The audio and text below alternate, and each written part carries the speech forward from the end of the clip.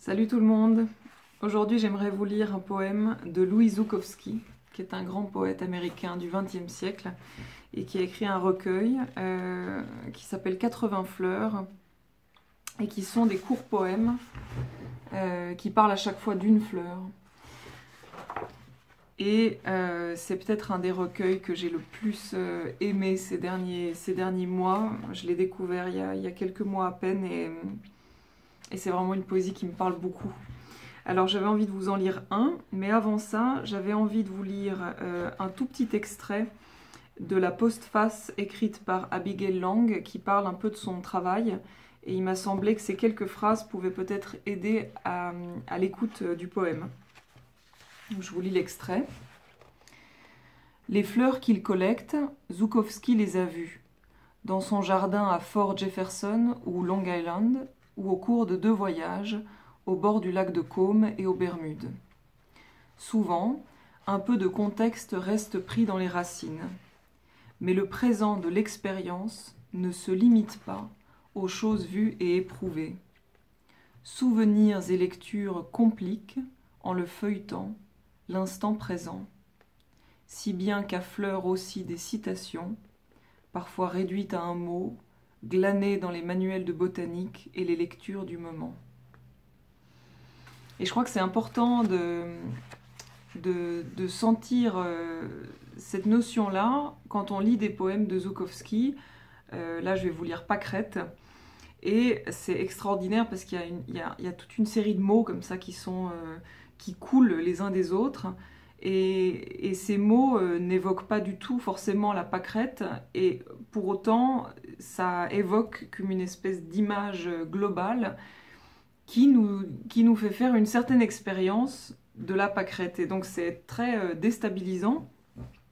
Et en même temps, je crois que ça nous montre aussi ce que peut être le rapport à l'expérience, comment ce rapport-là, un peu comme on disait hier avec le poème de Keats, comment cette expérience du présent, elle est au fond teintée de tous les souvenirs, de toutes les évocations, de tous les rapports inconscients qui se jouent dans l'expérience. Et je trouve que Zukowski le fait de manière complètement dingue. Alors, je vous lis Pâquerette.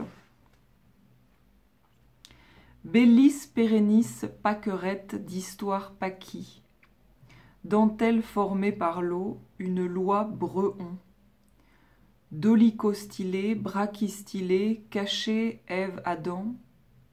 Adam-Ève, prairie, hymne de naissance, fraise.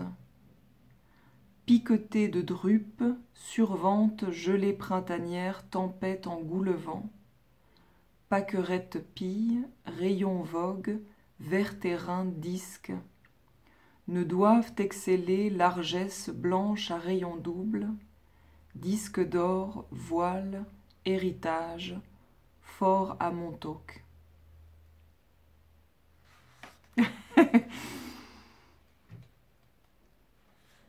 On est complètement... On est un peu bouche bée, non? Après un poème comme ça. Alors j'aimerais vous en lire un autre, qui est le chèvrefeuille.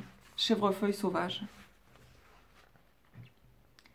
Chèvrefeuille sauvage, minime azalée nue, dit flore abeille mellifère visite, pour rayon cru vénéneux lanterne, miniature dénudée, magenta bouton ouvert, 5 pétales, limbe, vert terre, cierge lumière, effilé, péri, climat, nombre jours, paradis sombre à couvert, lande jaune, sur terre, sans bruit, renouvelant, chute en douceur. Et là, on voit bien la différence d'univers entre la pâquerette et le chèvrefeuille. Incroyable. Bon, eh ben, je vous souhaite une bonne journée. Et puis, je vous dis à bientôt à demain, pour un nouveau poème. Voilà, au revoir.